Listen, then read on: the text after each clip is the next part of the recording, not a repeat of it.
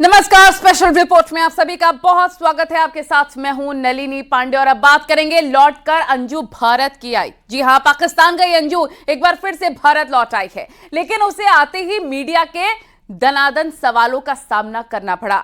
वो जवाब देने से इनकार करती रही। अंजू पहले झूठ बोलकर पाकिस्तान गई, भारत से अपने प्यार की खातिर पाकिस्तान गई अंजू भारत वापस लौट आई है।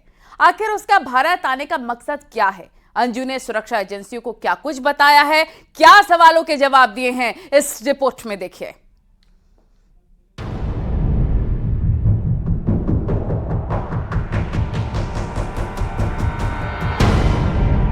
मैं हैप्पी हूँ। अंजू पहले झूठ बोलकर पाकिस्तान गई, बार बार बयान दिया कि वो पाकिस्तान घूमने आई है।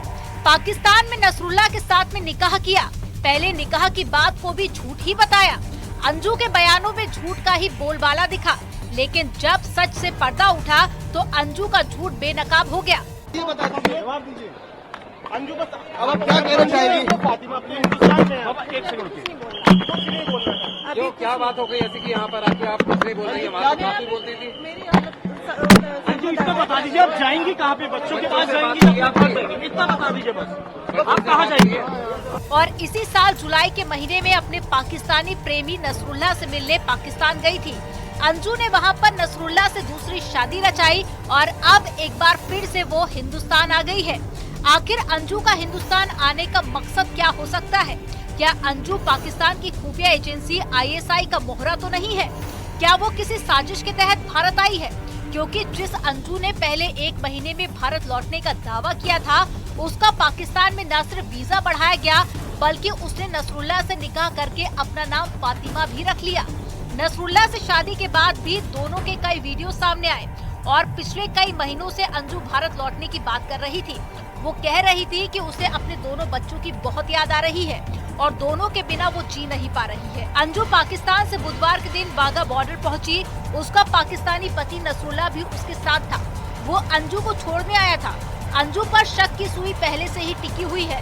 जब वो भारत की सीमा में दाखिल हुई थी, अंजू को पहले IB और पंजाब पुलिस अपने साथ लेकर गई, जहां उससे सख्ती से पूछताछ की गई। सुरक्षा अधिकारियों ने उससे भारत आने की वजह पूछी।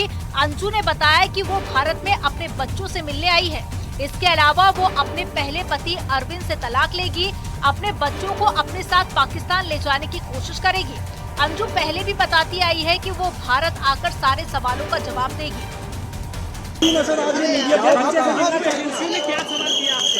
बच्चों से मिलना चाहते हैं आप? अपने बच्चों के साथ अंजू आपके बेटे ने भी आपसे मिलने के लिए मना कर दिया। जी बताइए, आपको कुछ तो बोलना पड़ेगा अंजू। एक बार निकल, अब क्या कह रहे हैं आप? पाकिस्तानी मीडिया से अंजू की राह इतनी भी आसान नहीं है, क्योंकि भारत में उसके पहले पति अरविंद ने उसके खिलाफ कानूनी लड़ाई छेड़ रखी है। अंजू के खिलाफ अरविंद ने FIR दर्ज कराई है। अरविंद की शिकायत पर जो FIR दर्ज की गई है, उसमें अंजू पर धोखा देने का आरोप लगाया गया है। अरविंद ने अंजू पर शादीशुदा होने के बावजूद दूसरी शादी कर धोखा देने का इल्जाम लगाया ही है। साथ ही अंजू के फोन पर धमकी देने का भी आरोप है। FIR में अंजू पर धारा 366, 494, 500, 506, IPC 66 IT एक्ट की धाराएं जोड़ी गई है। अरविंद और अंजू के बीच WhatsApp ऐप पर भी कॉल हुई थी, जिसमें दोनों के बीच में लगातार तू मैं हुई थी। अंजू के पिता की भी उससे बहस हो चुकी है। अरविंद का ये भी दावा है कि उनकी बड़ी बेटी ने अपनी मां अंजू को अपनाने से इनकार कर दिया है। नसरुल्लाह से शादी की बात पर अरविंद ये भी कह चुका है कि अंजू बिना तलाक लिए दूसरी शादी कैसे कर सकती है, क्योंकि कानूनी तौर पर अभी भी दोनों पति पत्नी हैं। अंजू के पिता के अलावा घर के दूसरे सदस्य भी आक्रोश में दिखे। अंजू के छोटे भाई ने भी नाराजगी जताई थी। उनका भी कहना था कि अच्छा होगा कि अब अंजू पाकिस्तान से भारत न आए। उसने परिवार ही नहीं, देश की भी बदनामी की है। तो क्या बात होती है क्या नहीं होती है? बाप तो उसको अभी आया था गरम में, बोला कि मेरे से मर गई लड़की, मेरे को कम मारने चाहते हैं तुम लोग और मैं मर जाऊंगा। जो बोल के अंदर है। मैंने बोला उसे, भैया तुम दो बातें कर लो, जो कहना है सो बोल के और अपने आराम करो। आपकी बड़ी बात हुई मेरे से जो करेगा, मेरे को मारना चाहते होगा। अब मैंने, हम क्यों मारेंगे, हम तो तुम्हारे साथ ही है हम तो तुम्हारी बाह में रहेंगे ना। अगर तुम उसको लड़की को बुलाएंगे तो हम तुमसे खिलाफ हैं। परिवार से झूठ बोलकर अंजू भारत पाकिस्तान पहुंची। उसके बाद वो अपने फेसबुक फ्रेंड नसरुल्ला के घर पहुंची। अंजू ने 25 जुलाई को नसरुल्ला से निकाह कर लिया था। दोनों साल 2019 में फेसबुक पर दोस्त बने थे। अंजू पाकिस्तान में नसरुल्ला के साथ में खैबर पख्तूनख्वा के अपर दीर में रह रही थी। जब से वो पाकिस्तान गई उस पर गिफ्ट की बारिश भी खूब हुई। ये जब से मैं आई हूँ फर्स्ट डे से यहाँ पे, और जब से ये पाक सिटी जो ग्रुप है इन्होंने हमें काफ़ी हेल्प की है, मदद की है, और हमें किसी चीज़ का कोई भी कमी या कोई भी महसूस नहीं होने दिया। हर तरह से हमारी बहुत सपोर्ट की है इस ग्रुप ने और सब ने, और हम बहुत ज़्यादा हमें कुछ फील नहीं होने दिया। काफ़ी अच्छा हमें इज्जत और सम्मान दिया है और मैं बहुत खुश हूँ इस चीज़ से। अंजू ने ये भी कहा था कि पाकिस्तान जाने की प्लानिंग 2 साल से बना रही थी। अब अंजू एक बार फिर से भारत लौट आई है। वो दावा कर रही है कि वो अपने बच्चों को साथ ले जाने के लिए आई है और उन्हें मनाएगी। अब अंजू के बच्चे पाकिस्तान जाएंगे या फिर नहीं, ये तो दूर की बात है। अंजू पर उसके पहले पति अरविंद ने केस किया है, तो जाहिर है कि उसे कानूनी प्रक्रिया का भी सामना करना पड़ेगा। साफ है कि अंजू की दुश्वारियां कम नहीं होने वाली है। Bureau report, news 18।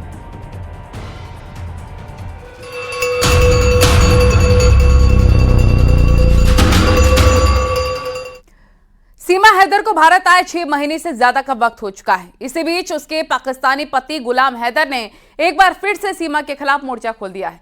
वो अपने बच्चों को पाकिस्तान वापस लाने की गुहार लगा रहा है। देखिए रिपोर्ट।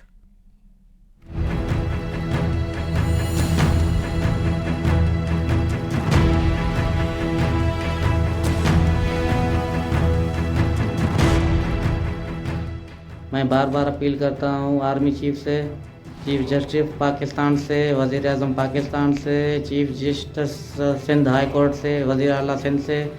मैं अपील करता हूँ कि हुकूमत के अदारों को मेरे जो बच्चे हैं मुझे वापस दिलाएं। सीमा हैदर जब से भारत आई है तब से उसके नाम का तूफान है कि शांत होने का नाम नहीं ले रहा है। सीमा के हिंदुस्तान में रहने से उसके पाकिस्तानी पति गुलाम हैदर का दर्द बार बार सामने आ जाता है। एक बार फिर गुलाम हैदर सीमा को लेकर सुर्खियों में आया है। वो पाकिस्तानी सरकार अदालत से गुहार लगा रहा है कि उसके बच्चों को भारत से पाकिस्तान में लाया जाए, क्योंकि वो अपने बच्चों से मिलना चाहता है। मैं गुलाम हैदर हूँ, जगमाबाद का रहायशी हूँ। कराची में तवील अरसा रहा। बीवी बच्चों को छोड़कर मुलाजमत के लिए, जॉब के लिए सऊदी अरब गया था, और उसके बाद 10 मई को बच्चों को बीवी लेकर भारत गई। न जाने क्या मसला है। मैं काम काज छोड़ के वापस आया हूँ। मेरे वकील ने मुख्तलिफ के इदारे में ख़त लिखे हैं, मगर कोई जवाब अब तक नहीं आया। मैं हुकूमत से पुरज़ोर अपील करता हूँ कि मैं खुद कुछ नहीं कर सकता, इसलिए कि ये दूसरा मुल्क है, दूसरे देश में है। हुकूमत मेरी मदद करें, मेरे बच्चों को वापस करें। मैं बार बार अपील करता हूँ आर्मी चीफ से, चीफ जस्टिस पाकिस्तान से, वज़ीर आज़म पाकिस्तान से, chief justice Sindh high court से, वज़ीर आला सिंध से। मैं अपील करता हूँ कि हुकूमत के अदारों को मेरे जो बच्चे हैं मुझे वापस दिलाएं।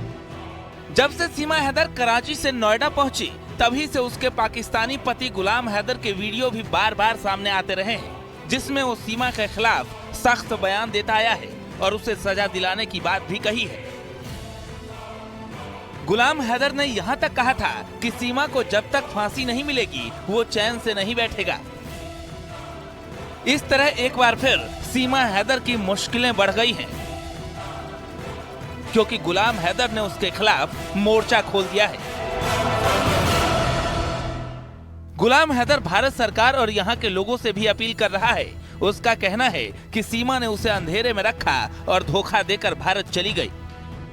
मैं मोदी सरकार को और योगी सरकार को रिक्वेस्ट करता हूं प्लीज, ताकि मेरे बच्चों को वापस किया जाए। मैं बहुत परेशान हूं, 3-4 दिनों से मैंने बच्चों को देखा नहीं, और सीमा को तो देख रहे हैं, कोई ड्रिप हुआ है या कोई इलाज हो रहा है, बच्चे 3-4 दिनों से नजर नहीं आ रहे हैं। मैं आप भाइयों से, बहनों से, तमाम आला इदारों से हाथ जोड़ के रिक्वेस्ट करता हूँ ताकि मेरी हेल्प किया जाए और मेरे बच्चे वापस मिल सके। मैं बहुत इसमें सदमे से गुजर रहा हूँ। प्लीज तमाम उम्मत इंसान के लिए ये मैं मैसेज दे रहा हूँ ताकि मेरा हेल्प करें और मेरे बच्चे वापस आ सके। मैं बहुत परेशान हूँ। गुलाम हैदर सऊदी अरब में नौकरी करता है। अभी हाल ही में वो पाकिस्तान लौटा है, जिसके बाद उसने सीमा को निशाने पर ले लिया और सरकार से बच्चों को पाकिस्तान भेजने की मिन्नतें की। पहले भी गुलाम हैदर कह चुका है कि वो वीजा लेकर भारत आएगा और अपने बच्चों को लीगल तरीके से पाकिस्तान लेकर जाएगा। गुलाम हैदर का कहना है कि सीमा मुजरिम है और उसके खिलाफ कार्रवाई होनी चाहिए। उसने बहुत गलत किया है। गुलाम हैदर ये भी कह रहा है कि उसने इस संबंध में वकीलों से भी बात कर ली है। गुलाम ने कहा, सीमा अवैध तरीके से भारत आई है। पति के रहते हुए उसने दूसरे मर्द के साथ रहना शुरू कर दिया। वो अब सीमा से नफरत करता है। गुलाम ने यह भी कहा कि वो सचिन और सीमा की शादी को नहीं मानता। अगर सीमा को भारत जाना था तो उसे कानूनी रूप से मुझसे तलाक लेना चाहिए था। सीमा ने जो किया है वो माफी लायक नहीं है। गुलाम को भारत के कानून पर भरोसा है और उसे न्याय मिलने की उम्मीद भी है। सीमा ग्रेटर नोएडा के रबुपुरा गांव में सचिन मीणा के परिवार के साथ रह रही है। सीमा के अक्सर नए नए वीडियो सोशल मीडिया पर वायरल होते रहते हैं। वो खुद को हिंदुस्तानी रंग में रंगा हुआ दिखाती है, खुद को हिंदू बताती है, पाकिस्तान अब जाना नहीं चाहती, हिंदुस्तान को ही अपना घर बताती है। साथ में उसने भारत की नागरिकता के लिए आवेदन भी किया है। पाकिस्तान से सीमा हैदर बिना वीजा के अपने 4 बच्चों के साथ हिंदुस्तान आई थी। साल 2020 में सीमा और सचिन पबजी गेम खेलने के बाद एक दूसरे के करीब आए। 13 मई को भारत की सीमा में अवैध तरीके से प्रवेश किया, लेकिन सीमा हैदर पर बवाल थम नहीं रहा है। अब उसके पाकिस्तानी पति ने उसके खिलाफ मोर्चा खोल दिया है। Bureau report, news 18।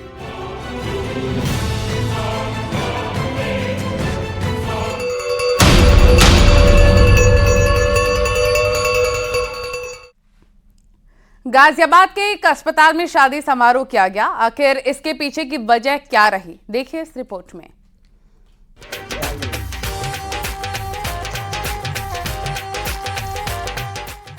अस्पताल के अंदर दूल्हा दुल्हन एक दूसरे को माला पहना रहे हैं।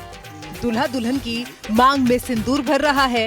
नाते रिश्तेदारों के बीच दोनों शादी के बंधन में बंध गए, लेकिन शादी तो मैरिज हॉल में होती है, तो अस्पताल में शादी की क्या जरूरत पड़ गई, जहां एक हॉल को ही मंडप बना दिया गया। अस्पताल में हुई इस शादी की वजह भी सामने आ गई है। शेरवानी में जो दूल्हा दिख रहा है, दरअसल वो दिल्ली के कोंडली इलाके का रहने वाला है। अविनाश की शादी फरीदाबाद की अनुराधा से तय हुई। शादी की तारीख 27 नवंबर तय हुई थी। दोनों पक्षों ने शादी की खूब तैयारियां भी की। शादी के मौके पर जमकर खरीदारी भी की। लड़की पक्ष ने पलवल में बैंक्वेट हॉल भी बुक करा दिया था, लेकिन इससे पहले कि शादी होती, एक विघ्न बाधा आ गई। शादी से ठीक 4 दिन पहले अविनाश को बुखार आ गया। अविनाश जब डॉक्टरों के पास गया तो उसे टेस्ट की सलाह दी गई, जिसमें अविनाश को डेंगू निकला और 25 नवंबर को उसे गाजियाबाद के वैशाली के अस्पताल में भर्ती करा दिया गया। अविनाश की प्लेटलेट्स गिरते गिरते 10,000 तक पहुंच गई, जिससे अविनाश को रिकवरी में दिक्कत आ रही थी। डॉक्टर किसी भी सूरत में उन्हें डिस्चार्ज नहीं कर सकते थे। दोनों पक्षों की तरफ से शादी के कार्ड बांटे जा चुके थे। मंडप बुक हो चुका था। हलवाई की तैयारियां शुरू हो चुकी थी। ऐसे में शादी को टालना भी संभव नहीं हो पा रहा था। दोनों घर वाले बेहद ही परेशान हो गए, क्योंकि दोनों तरफ से शादी से पहले खर्चा भी बहुत हो चुका था। ऐसे में अस्पताल में ही शादी करने का फैसला लिया गया। दोनों पक्ष मान गए। परिजनों ने अस्पताल प्रबंधन को वहीं पर शादी करने का आवेदन दिया। आखिरकार अस्पताल ने इसकी मंजूरी दे दी।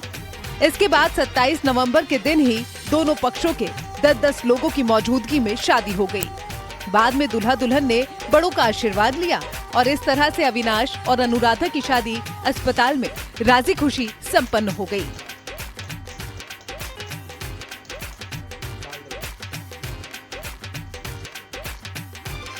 गाजियाबाद से न्यूज़ 18 के लिए अमित राणा की रिपोर्ट। ये वीडियो लास्ट तक हमारे में आएगी, थोड़ा सा स्माइल ना हो। अभी बीमार पता नहीं बीमार हो गया। मिर्जापुर में इंसानियत को झकझोर देने वाला एक मामला सामने आया है, जहां पर कई दिनों से भूख प्यास से तड़पता बच्चा पुलिस के पास पहुंच गया। चौकी इंचार्ज ने बच्चों को खाना खिलाया और मदद का आश्वासन दिया। देखिए रिपोर्ट।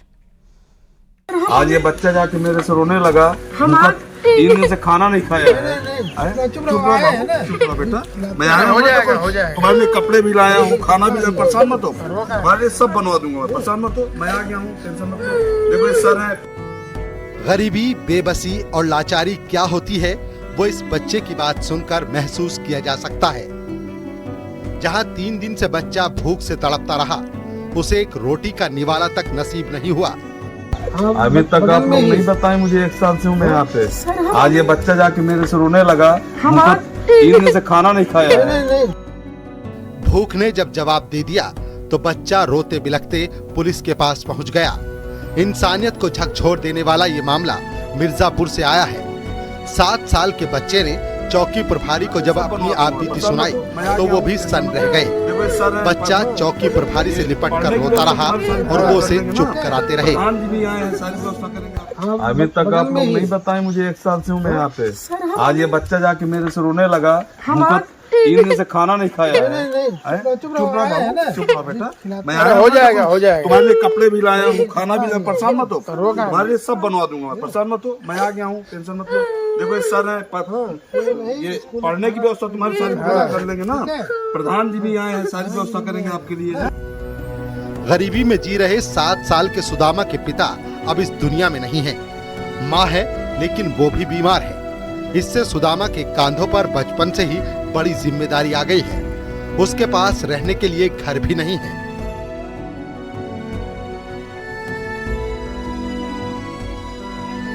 सुदामा आसपास के लोगों से मदद मांगकर माँ का इलाज कराता है और किसी तरह खुद के और माँ के लिए भोजन का इंतजाम करता है। लेकिन कुछ दिनों से दोनों ने अन्न का एक दाना तक नहीं चखा, जिसके बाद सुदामा को कुछ नहीं सूझा और वो मदद के लिए पुलिस चौकी पहुंच गया। क्या करने के लिए? आज पैसा मांगने के लिए। पैसा मांगकर क्या करोगे? खाने के लिए। कितने दिन से खाना आप नहीं खाए थे? चौकी पे गए थे? हम 2 दिन से, मेरी मम्मी 3 दिन से। क्या करते हो? कहाँ रहते हो? काली माँ के मंदिर में। कब से रहते हो? हो गया 4-5 साल। आपके पिताजी गुजर गए। मंदिर में 8-9 साल से है, 8-9 साल से सर। इसके पिताजी गुजर गए सर। अच्छा, तब से आवाज उनकी भी नहीं, उनका दवा भी नहीं हुआ, वो बीमार थे, हम नहीं बाहर थे तो हमको कोई पता नहीं चला सर। कल क्या हुआ था? कल कहाँ? कल एक गांव में मर गए, तो मृत्यु में हम भोरे में चले गए, हम वहीं रही गए। इसकत में हमारा तबीयत खराब था तो ये लोग को कोई खाना नहीं बनाया सर। तो खाना नहीं बनाया तो ये लोग भूखा नपन मांगने चल गए। इसकी माँ की तबीयत खराब है, ले गया, उसको ले जाता है तो मिलता है तो साहब से ही दरोगे साहब से मांग लिया पैसा। सुदामा की दर्द भरी कहानी सुनकर चौकी प्रभारी दिलीप गुप्ता को दया आ गई। उन्होंने सुदामा और उसकी मां के लिए खाने का इंतजाम करवाया।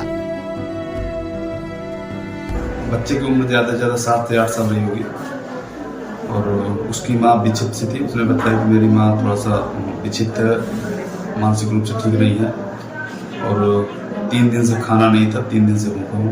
मैं तत्काल उस बच्चे को लेके उसके आवास पे गया तो देखा कि उसने बताया कि मैं मंदिर पे रहता हूँ, मेरा आवास जो था गिर गया है, कोई मेरा आवास नहीं है। प्रधान जी को बुला के बात की गई तो उसने बताया कि 3 तारीख से पोर्टल चालू रहा, इनका आवास पहली प्राथमिकता है। फिलहाल चौकी इंचार्ज ने ग्राम प्रधान को सुदामा का घर बनाने के काम में तेजी लाने को कहा है। सोशल मीडिया पर भी ये वीडियो बहुत वायरल हो रहा है। लोग चौकी इंचार्ज की तारीफ कर रहे हैं। मिर्जापुर से न्यूज़ 18 के लिए सुमित गर्ग की रिपोर्ट। विकासनगर से 6 किलोमीटर की दूरी पर स्थित एक ऐसा स्थल है जहां पर कुडिन शासक राजा शीलवर्मन में अश्वमेघ यज्ञ किया था, लेकिन आज भी यह स्थल लोगों के लिए अनजान ही बना हुआ है।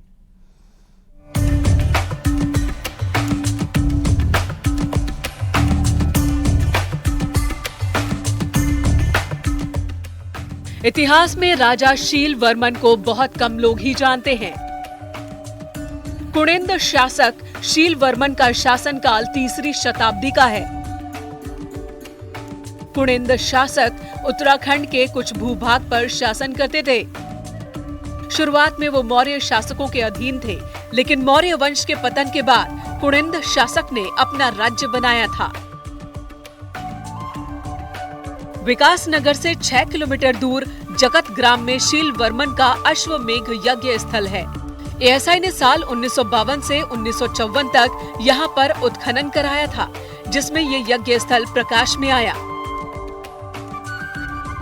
उत्खनन में ईंटों से निर्मित संरचनाओं के अवशेष प्राप्त हुए, जिसे उड़ते हुए गरुड़ के आकार की वेदिका के रूप में चिन्हित किया गया है। माना जाता है कि शीलवर्मन ने 4 अश्वमेघ यज्ञ किए थे, जिसमें से 3 जगत ग्राम और 1 पुरोला में किया था। जो बाड़वाला का जो इतिहास है, इसको हम जगत ग्राम से जानते हैं, सब लोग जानते हैं। 3 अश्वमेघ वेदिकाएं वहाँ मिली है, लेकिन ये अपूर्ण है। यहाँ 4, 5, 6, 7 होनी चाहिए। हम जब सेंसपुर के राजावाला से चलते हैं, ये पूरी जो बेल्ट है, ये यज्ञ क्षेत्र की बेल्ट है। इन 3 अश्वमेघ, तो इनके बारे में तो शिव भवानी और शीलवर्मन का नाम आता है। कुछ इतिहासकार इन दोनों को एक भी मानते हैं, लेकिन अधिकांश लोग इन्हें 2 मानते हैं। 30वीं शताब्दी का यज्ञ है। इन 3 के बाद भी एक पुष्यमित्र हुए हैं, इतिहास में नाम है पुष्यमित्र का, उन्होंने भी यहाँ यज्ञ किया है। ऐतिहासिक रूप से जौनसार बावर अत्यंत समृद्धशाली है। जगत ग्राम स्थित यज्ञ वेदिकाओं में करीब 1700 साल पहले अश्वमेघ यज्ञ किया गया था, लेकिन आज भी ये जगह इतिहास के अनछुए पहलुओं में ही सिमट कर रह गई। हालात तो ये हैं कि यहाँ तक पहुँचने के लिए एक रास्ता आज तक नहीं बनाया जा सका है। अत्यंत दुर्भाग्यपूर्ण स्थिति है। अश्वमेघ यज्ञ जो भारत के पुरातत्व सर्वेक्षण विभाग के अधीन है, वहाँ जाने का रास्ता बहुत निकट है। महीने में 2 या 3 बार वहाँ जाता हूँ। बाहर से लोग आते हैं, क्योंकि मेरा एक संबंध लोगों से रहते हैं, तो मैं उनको वहाँ ले जाता हूँ। परंतु उस रास्ते का अभी तक समाधान नहीं हो पाया। हो सकता है कोई प्राइवेट लैंड होगी। इसी जगह से ठीक 3 किलोमीटर की दूरी पर कालसी है, जहाँ मौर्य सम्राट अशोक का शिलालेख मिला है। शीलवर्मन से पहले शुंग शासक पुष्यमित्र शुंग द्वारा अश्वमेघ यज्ञ किए जाने का उल्लेख मिलता है। लेकिन दुर्भाग्य की बात यह है कि इस महान शासक के बारे में इतिहास में भी ज्यादा कुछ नहीं लिखा है, और उनके द्वारा कराए गए अश्वमेघ यज्ञ स्थल की भी ज्यादा सुध नहीं ली गई। न्यूज़ 18 के लिए विकासनगर से कुलदीप चौहान की रिपोर्ट।